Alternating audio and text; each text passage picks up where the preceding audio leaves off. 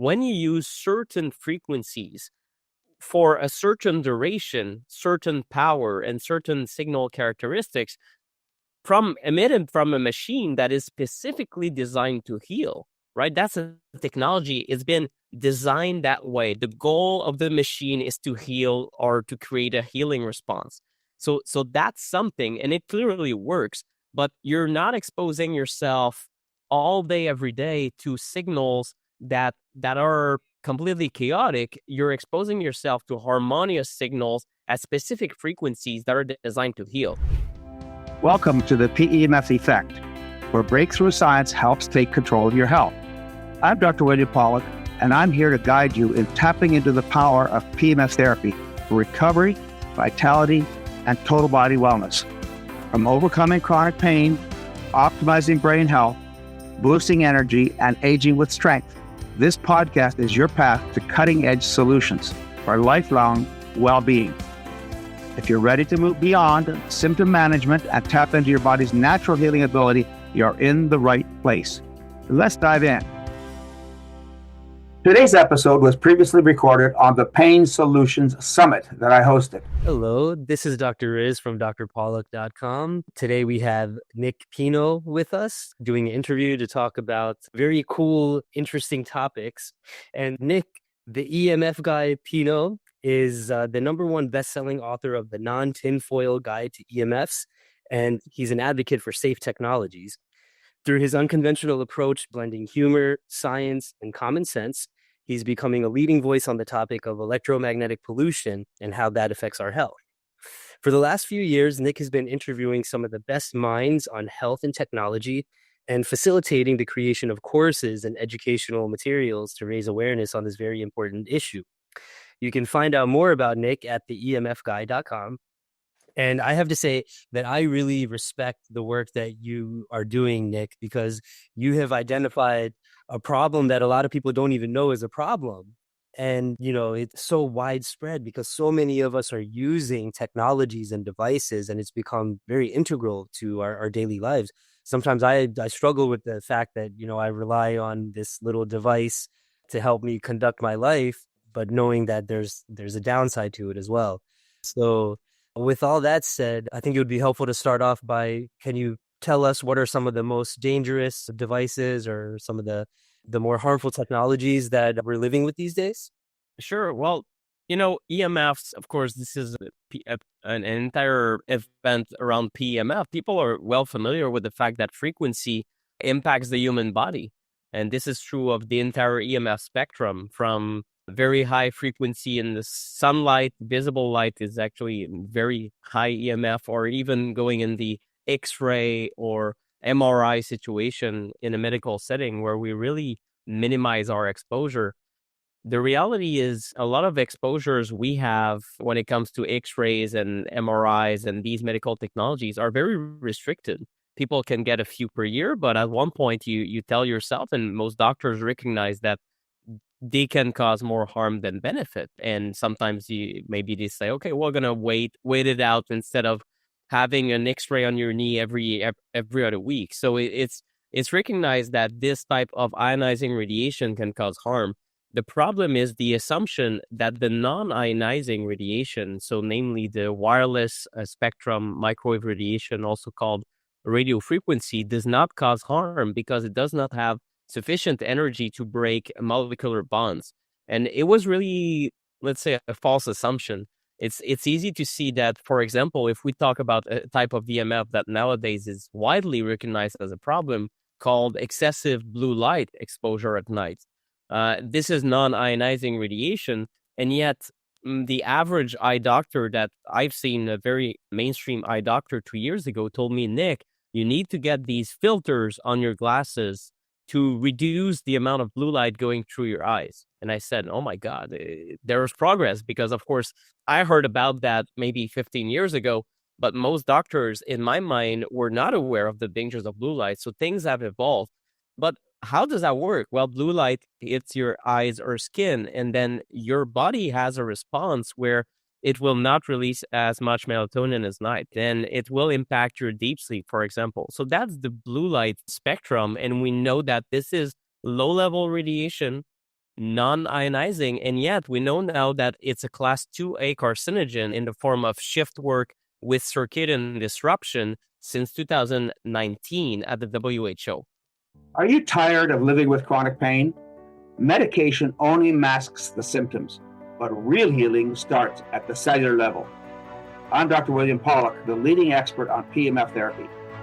Pulsed electromagnetic field therapy is a science-backed, drug-free solution that helps reduce pain, speed up recovery, and improve overall health, right from the comfort of your home. Take advantage of an exclusive 10% discount on drpollack.com PEMF systems. Visit drpollack.com, that's drpawluk.com, to register and claim your savings. This limited time offer is available only to registered listeners. Don't miss your chance to experience the benefits. Terms and conditions do apply. Don't just manage pain, transform your health. Visit drpollack.com today and let's get started on your healing journey together.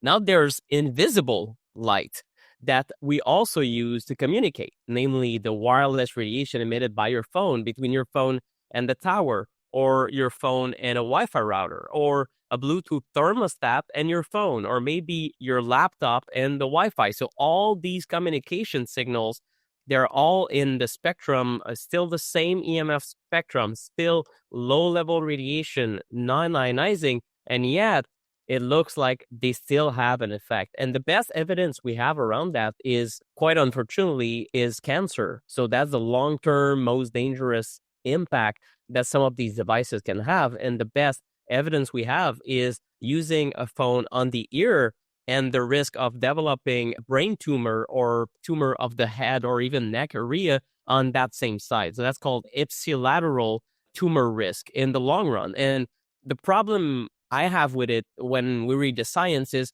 these dangers become apparent sometimes 50 years after exposure when we talk about brain tumors. And yet at the moment in the UK, there's already a doubling in glioblastomas that some researchers say, look, even chemicals have not increased that much in the last 2 decades. So how come this glioblastoma type cancer of the frontal cortex is increasing so much? And some people link it directly to our increase of cell phone use, and also not discounting other cancers, including breast cancer when women keep the phone near their breast tissue, including other consequences to our fertility when we keep a phone in our pocket and whatnot.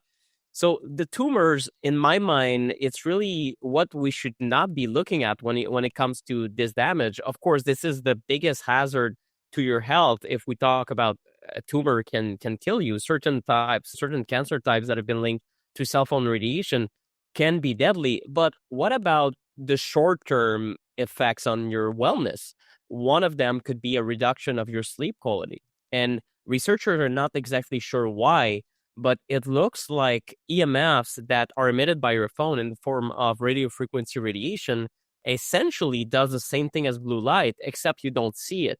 So if you keep your phone near your bedstand and it's emitting radio frequency radiation all night, it looks like it's doing the same melatonin suppressing activity, the same very agitated type of signal that is preventing your body from having the best night of sleep. And we know that sleep deprivation is directly linked with an increase in blood sugar, greater risk of diabetes and other conditions, and virtually any disease can be linked back to poor sleep, or at least it will exacerbate any type of disease or health risk. So really, I think that many people, EMF, even online, there's a bit of a, sometimes it's explained in a way that's a bit closer to fear mongering, I must admit. But the reality is, quite simply, EMFs need to be put in the same category as chemicals. The less you're exposed, the better. And we should all try to reduce exposure, especially these exposures that are easily avoidable just by a change of habits. That really makes a lot of sense because, really a lot of this, I think, has proliferated because as, being humans, we want to increase convenience and comfort. And so because of this vast technology boom in the last 50, 100 years where we've seen the introduction of so many things in such a short time. It's been exponential growth. Just even thinking back to my childhood, we had phones with landlines, and you would have to be careful not to trip over the cord in the kitchen. And, everybody's phone number because you would have to type it in every time. And now, just a few short years later, I have the supercomputer in my pocket. And so it's hard to not consider that there probably is some cost to that. There's some consequence from that. And, this notion that these devices are not, technology is not necessarily something that we were designed to deal with. We adapted things over time. So you need time to reveal what potential harm there is. And we haven't really quite had that time to make things obvious. And so again, much respect to you for identifying this issue and raising it, because again, so many people don't even consider this as being a problem. And it's sort of this invisible cause of disease. It makes me sort of think of when you have situations, for instance, like mold, and it might be behind a wall and you don't know that it's there. But you don't feel well. It's dragging you down. And then lo and behold, when you discover this huge presence of this toxin, it all makes sense, and we don't want to wait until it's too late to discover that.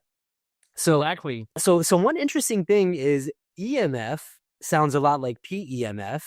And many people have not heard of PEMF or are familiar with it. And so a lot of times when I'm talking to people, they think, oh, well, EMF, that's actually inside, the word PMF. Like, isn't this bad for me? Yeah. So what's the difference between electropollution from electronic gadgets and healing modalities like PEMF therapy? Yeah, they're vastly different. One of them, the PEMF, pulse electromagnetic field therapy.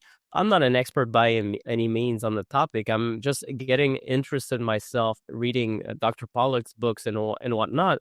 But it's clear in the medical science that when you use certain frequencies for a certain duration, certain power, and certain signal characteristics emitted from a machine that is specifically designed to heal, right? That's a technology. It's been designed that way. The goal of the machine is to heal or to create a healing response.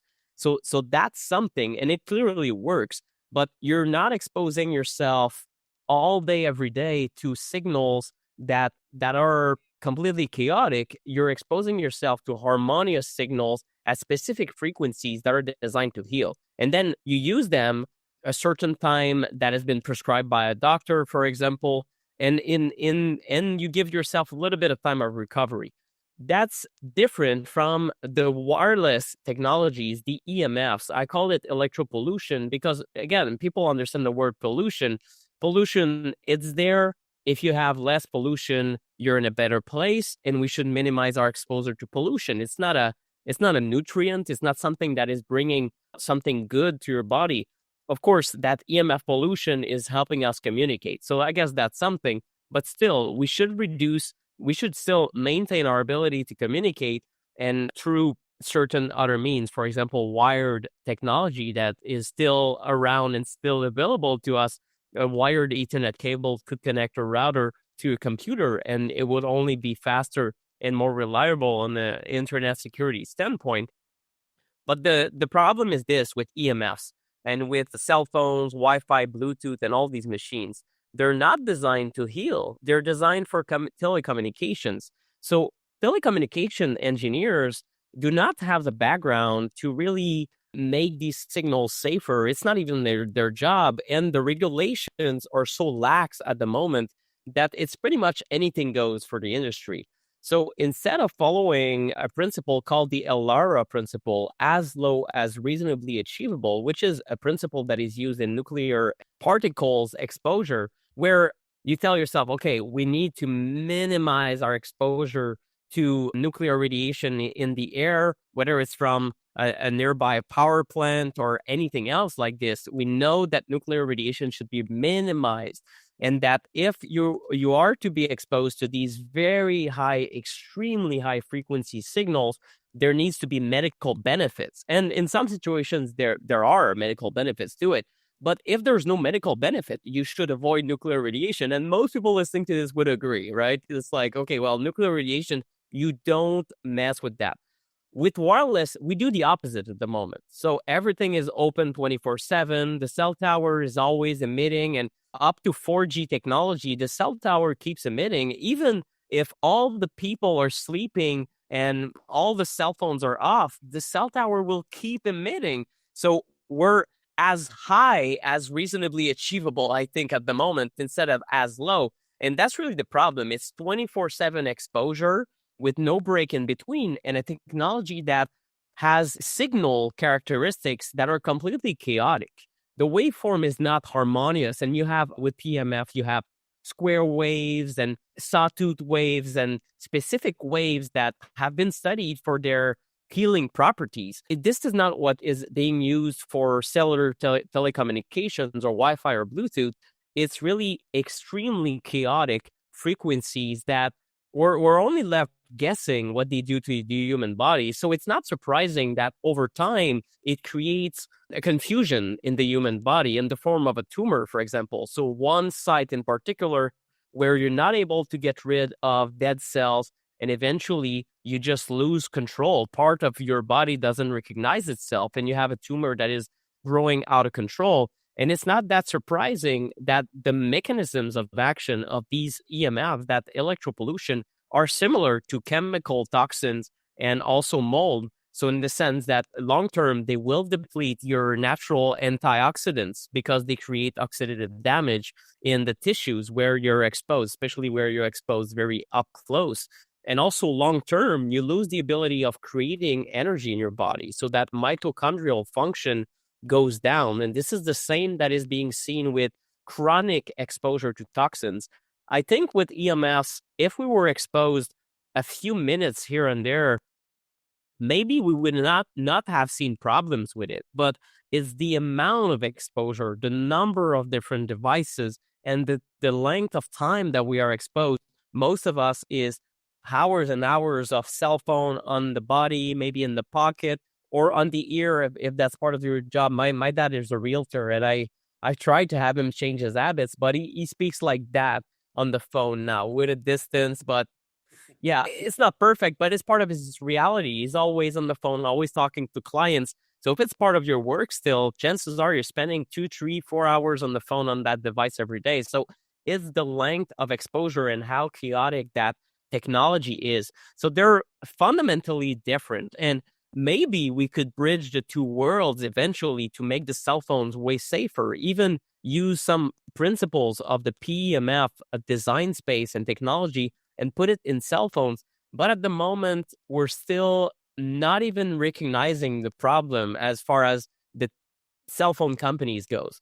At least things are progressing a little bit, and we're on the way to a reclassification. I think it might be 2026 at the WHO, where they're looking to reclassify radiofrequency radiation with a potentially, we hope, higher classification on a carcinogenic standpoint. But in 2011, and that's 11 years ago, as we're recording this now, it's been classified as a class 2B carcinogen. So there's still sufficient evidence for the WHO, that is a very conservative body, regulatory agency, if you will. In my opinion, there's still enough evidence for it to slap a cancer classification, but the average person has no idea this happened 11 years ago. And since then, the science has only gotten increasingly more convincing towards a higher classification. So in the meantime, and that's really the thing, in the meantime, people are exposing themselves needlessly. And that's the problem I have with it, is that 2026 is a long way in the future. And I hate for people to expose themselves needlessly. And in the worst situations, some people are suffering from it. For example, in the worst situations, they can have a tumor. And it's not surprising that at the moment, there's dozens of lawsuits around brain tumor and cell phones in Washington alone. So in the States alone, around the world, there's probably in the hundreds of lawsuits against telecoms. So, when it comes to that, it's always frustrating for me because I'm an advocate for safe technology and for human health. And we shouldn't wait until we have damage to our body to change our habits. And we're kind of left navigating this topic alone at the moment because the problem is still widely under recognized. You're absolutely right. We can't wait, and that's part of the issue is that it's a slow burn. Unless you're somebody who's very sensitive and you immediately know that when you're in the presence of the harmful stimulation that you don't feel well. But I've found, just working in a clinic and a place where people come to improve and feel better, those cases are more rare where people are that sensitive. A lot of times, myself included, I wouldn't really know the difference. I'm not that perceptive enough to know if I'm, really close to a Wi-Fi router or, if there's a bunch of electro smog near me. And so because of that slow nature of it, how it builds, just like you said, oftentimes with various cancers or other chronic illnesses, mold exposure. But a lot of those things you can see, and we can see this invisible, harmful stimulation. And, one thing I'll add to all the points that you mentioned is that, the stimulation coming out of, a lot of the technology we use, particularly the wireless, is very high frequency. So that's kind of that chaotic signal that you mentioned. So it's just kind of, it's really fast and it's hitting our bodies in this very rapid manner. And because there's such short wavelengths, it actually can get trapped in the body. And then you have heat and you have inflammation. And this is how something like a tumor might occur.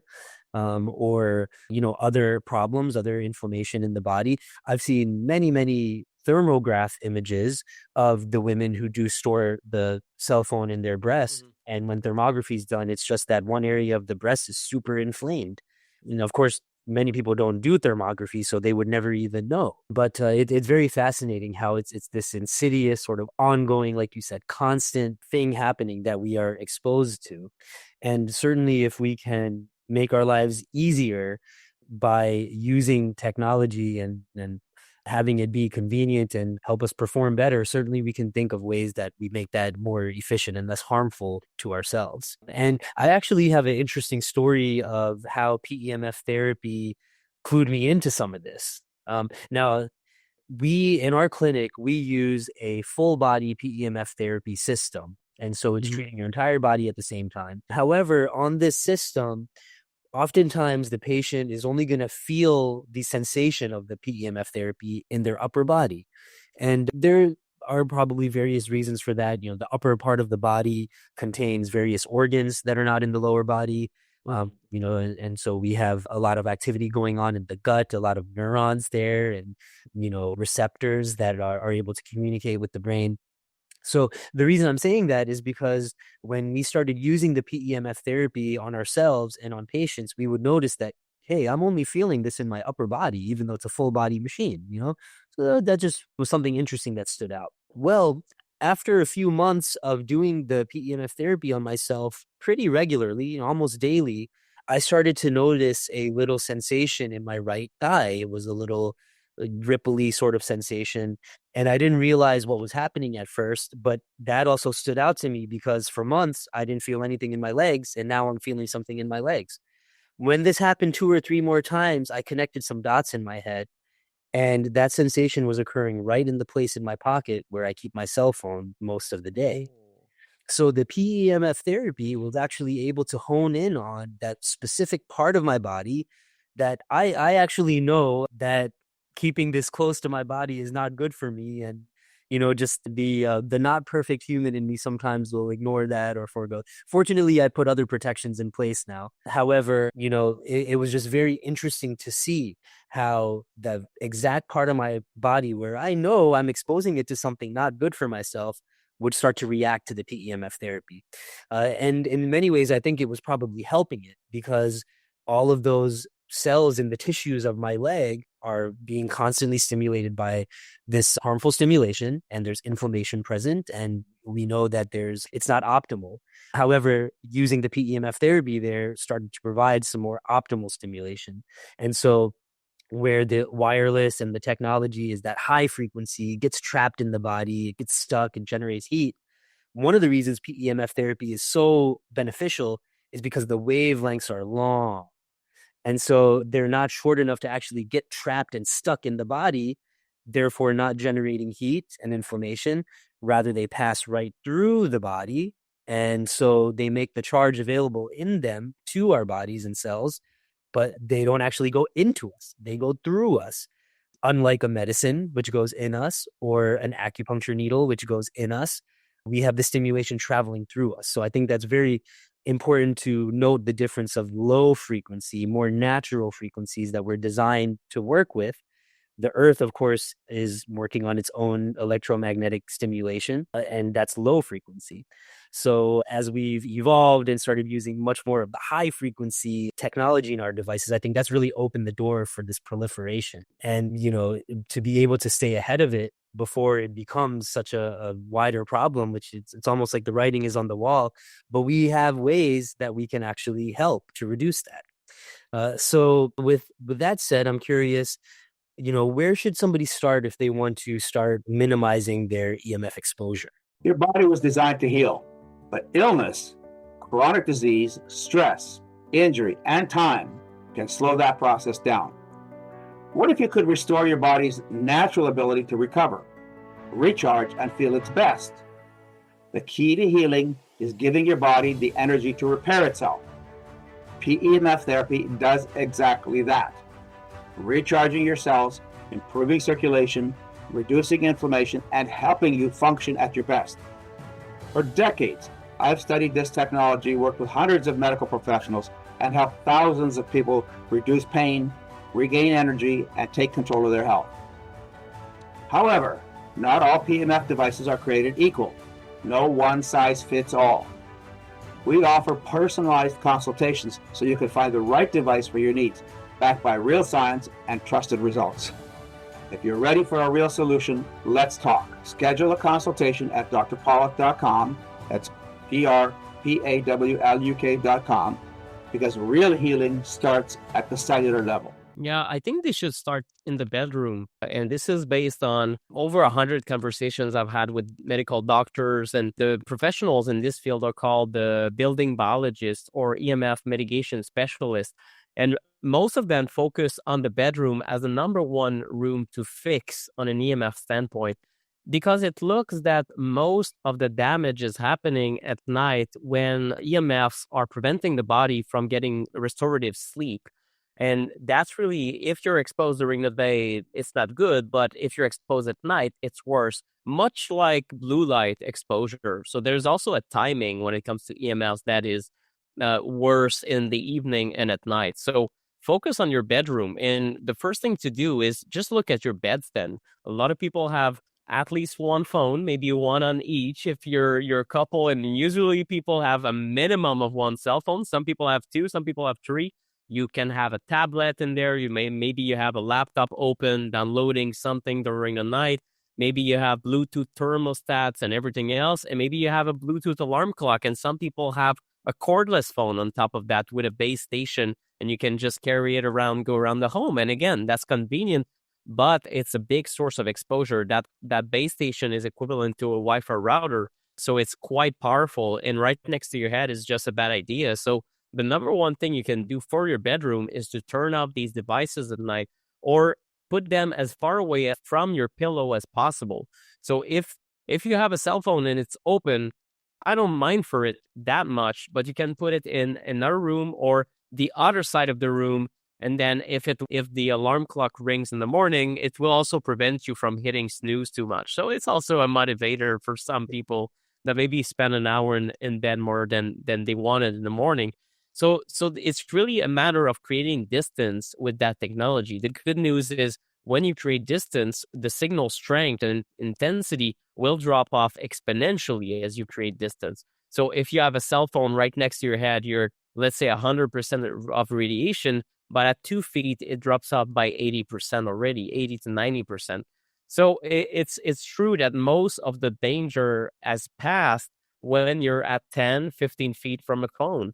The reality, though, is you might still be impacted by the ambient levels of electropollution in the city, but mitigating that is a little bit of a more advanced step. So some people are sensitive to a point where they have very poor sleep inside a city, much like someone who is mold sensitive to the point where if they try to sleep in a moldy hotel room, they wouldn't shut the eye, or they would feel very, very sick inside that place. So for some people, they need to mitigate their bedroom to the point where they need to hire a professional such as a building biologist, and consider installing special shielding in their bedroom. That's, as you said, the more sensitive individual are in the 1 to 3% of the population, but it's still a lot of people. According to the studies, it's at least 1 to 3% that might have these very debilitating symptoms, although most people don't realize it. So what I recommend to everyone who is a little bit in disbelief when they hear interviews such as this one and they say, "Oh, I don't think I'm impacted by my phone." Well, try it for a few nights. Just turn up the phone, turn up all the devices in your bedroom, and see if you see an impact in your sleep quality. Most people will feel an impact, and most people will be surprised that they do see an impact, and it will make them think about the fact that, oh, what else am I missing? And it's really akin to stop when you clean up your diet and you stop consuming junk food. A lot of people prior to doing that would say, I feel fine, I feel okay, and I think my digestion is okay, and my skin is okay. And then you stop eating the junk and you clean up your diet, or maybe you do something special and go on a 30 to 60 day very clean diet, an elimination diet, for example. And then you might feel more energy, better sleep, better hormones, your libido comes back, you feel amazing, and you tell yourself, well, I used to feel fine, but in reality, now I feel amazing. So I had all this missed potential in between the two conditions. And the same can be said for EMFs. A lot of people don't realize they're impacted. And when they stop that exposure or they reduce their exposure, they realize that it makes a big difference in their life. For me personally, when I started writing my book back in 2016, I did not realize that I was impacted when working on my laptop via Wi-Fi. And that Wi-Fi signal is very close to my brain, a foot and a half. And I was typing away, writing that book about EMFs and getting these EMF symptoms myself. And I only realized that when I wired my computer and stopped working on Wi-Fi in this home.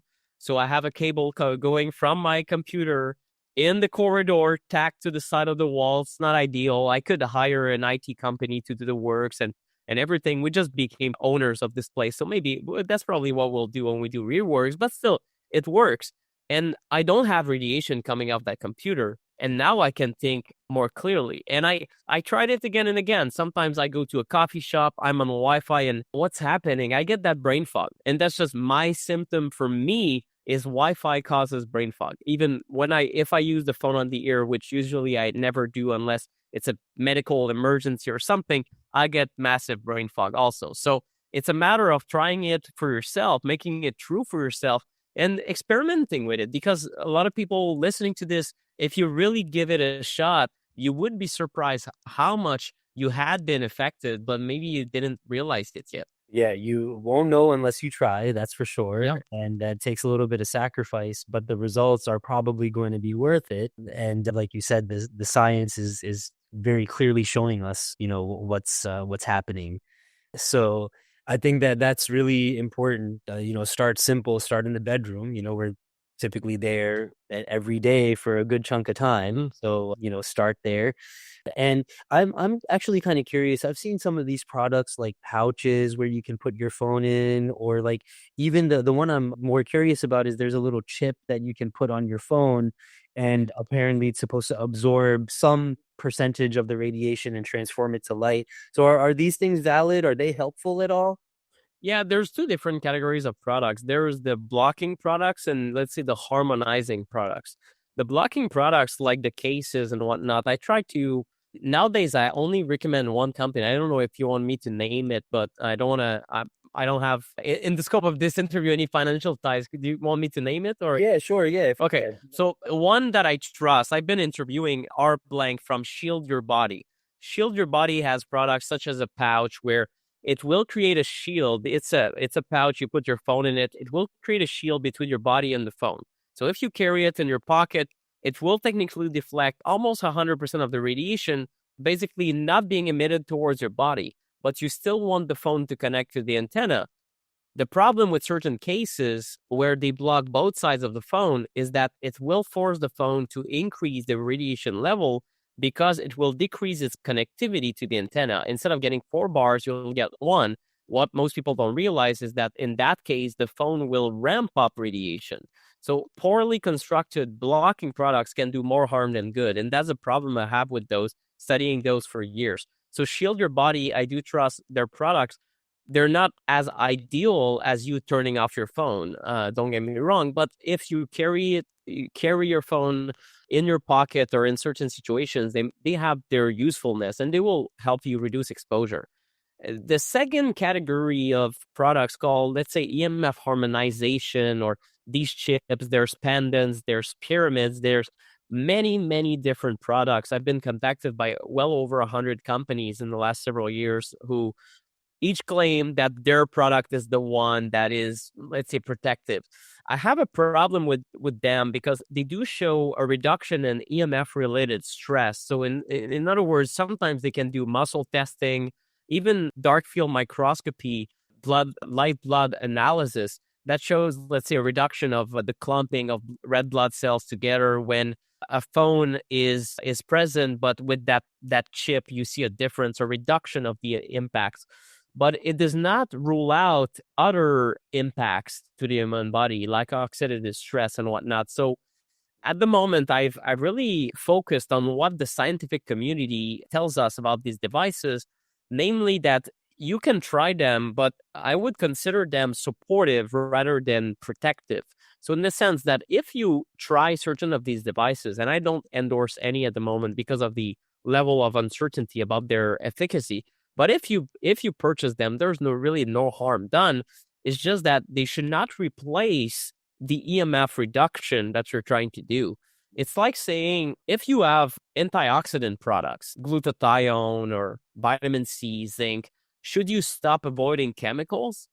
You know what I'm saying? You should still avoid chemicals as much as possible. And then if you realize, my God, my body is under a lot of stress, I did hair analysis, or maybe I analyze my urine and I have a lot of heavy metals going out of my body. So clearly I'm getting low-level poisoning like everyone today, to be perfectly honest, from all sources. So maybe I should add in antioxidants, but it's doing both that is really the key. So with these EMF harmonizing products, some advertisers are claiming, oh, you can use your phone all day and it becomes safe. And I think this is a hyperbole, and I don't like how they're marketed. But if you use them and it reduces the stress associated with electrosmog, then good for you. But you should do both. You should also not talk on the phone all day and not keep it under your pillow, So you should do both. And there is some validity to both categories of products, I think. Very interesting. Okay. So we have sort of all kinds of ways to try and tackle this, we had elimination, reduction, protection, and, just general common sense and avoiding exposure when it's unnecessary. I think it's interesting you brought up the concept of oxidative stress a few times in this conversation. And, oxidative stress is very clearly a big cause of problems in the body, of inflammation.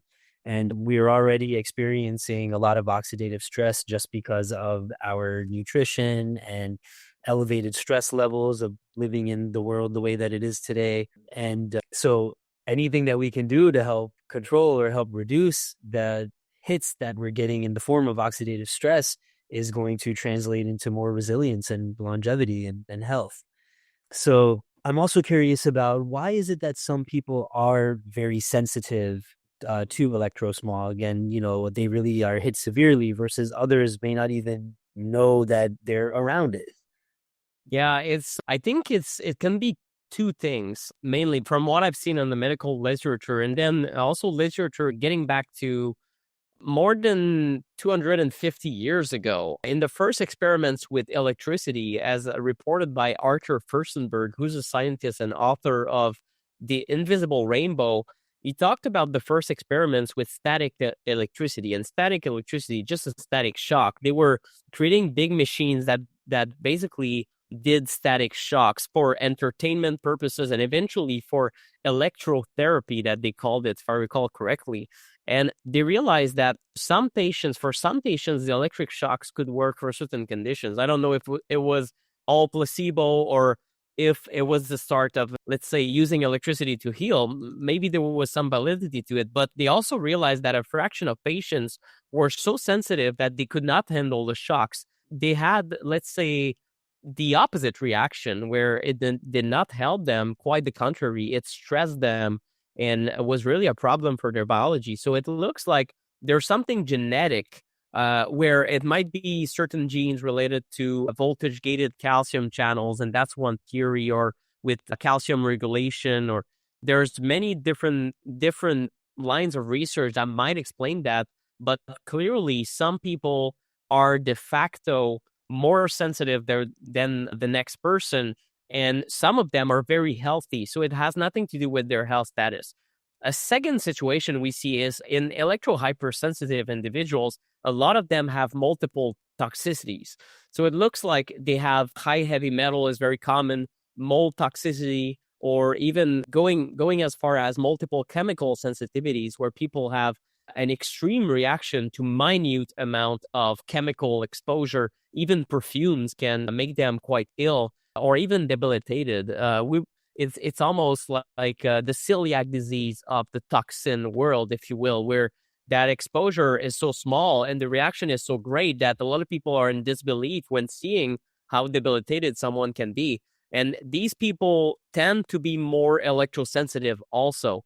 So it looks like in their case, poor health status and a body that is completely overwhelmed by everything that it has been exposed to, with systems that cannot detoxify properly, a nervous system that is always in fight or flight, very poor sleep, and the cycle goes on and on. So people with chronic disease fall in that category, people with multiple sensitivities, and also people that have been overexposed to EMFs for years and years and years. And you see it in certain electrosensitive individuals who say, I used to talk on the phone all day without any problem, like my colleague Daphna Takover, who's a high-level attorney, and she was talking on the phone for years with the first phones at the end of the 90s and beginning of the 2000s in the scope of her work as an attorney. And eventually, almost I don't know what the transition period was, but for some people, it's almost Monday they're fine and Tuesday they're sensitive. It's almost as if the body reaches a threshold where now you're reacting to your phone. And at first people are a little bit in disbelief.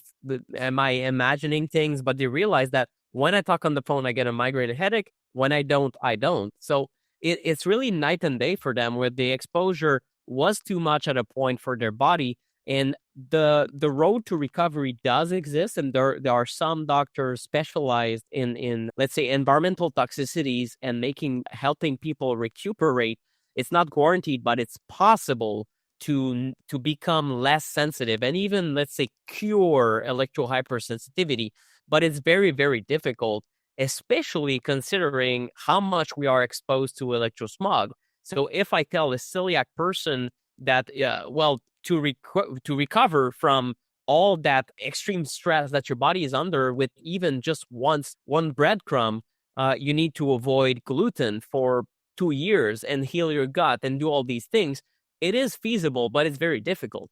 But if I tell you you should avoid all electrosmog for 2 years, you cannot find a space on the planet almost where you would be able to do this. There's a few radio silence zone. I think it's West Virginia. There's one in the US, and there's some spots in Europe that are trying to do that. But you would be hard-pressed to find a no-exposure zone. We are exposed all the time. So this is why I think that recovery is extremely difficult. For people, regardless of their degree of sensitivity, I think that everyone should minimize exposure. However, the reality is, if you're extremely sensitive already, then in that case, I really recommend hiring a building biologist and having someone survey your home. It's like if you are mold toxic and you know you're reacting to mold, for sure you need a mold inspector in your home just to make sure that things are clean, at least in your environment. Because the reality, as an electrosensitive, you can clean your home, but what's going to happen when you go to the grocery store? Well, they have free Wi-Fi, right? So it's increasingly difficult to live in a city environment or a very densely populated area for these people with these sensitivities. And in Sweden, they recognize electrohypersensitivity as as an official disability. And even in the US, through the American Disabilities Act, the ADA, they do recognize a version of that. So it's possible to have accommodations at your job and things like that. But it's a very difficult uphill battle because, again, a lot of people, including medical doctors, and it's not to blame doctors, but a lot of people, even those with high education, are still not believing that the electrohypersensitivity can have a physical aspect. A lot of them agree that it can be in the head, and since it's a trauma also, because you have a disability linked to cell phone towers and you look outside and there's a lot of towers. So of course you're always in fear, but also there is a physical aspect that is extremely real, just as physical as someone who is sensitive to gluten, eats a little breadcrumb and gets sick. It's the same thing. So it is an environmentally triggered illness, and we need to recognize that. And unfortunately, it's progressing, although a little bit too slowly for my liking. Mm-hmm. It makes me wonder whether I might even have a little bit of the sensitivity myself, and I'm just not aware enough or perceptive enough to pick up on it. But, one way I really know is, like, going back to that story I mentioned to you, I would have never have thought that there would be physical impacts to my body from my wireless device. And clearly, because of when I did the magnetic field therapy on myself, and it went right to the place where I keep my phone, that really anchors it in for me. And it's very clear that there are physical consequences to this. And like many other things, we are just not aware of them in the moment. And they become apparent over time. Just even the medical culture is very much behind just because of the nature of it, because it takes time to do studies and find out accurate data and, have unbiased research being done. That's correct. So, yes. Yeah, that really puts us in an interesting place. I had a thought about, many people are familiar with some of the experiments that have been done where you have a group of plants and, you might have children doing the experiment, and one group of them is talking to the plants very positively, and then another one is talking to them negatively. And the only difference is that little bit of vibration. Invisible, you can't see it, but there's that change in the vibration and the energy coming out. And the plants that are talked to nicely flourish, and the ones that are talked to negatively are not. And so you can just see this with words, and that's a little form of vibration.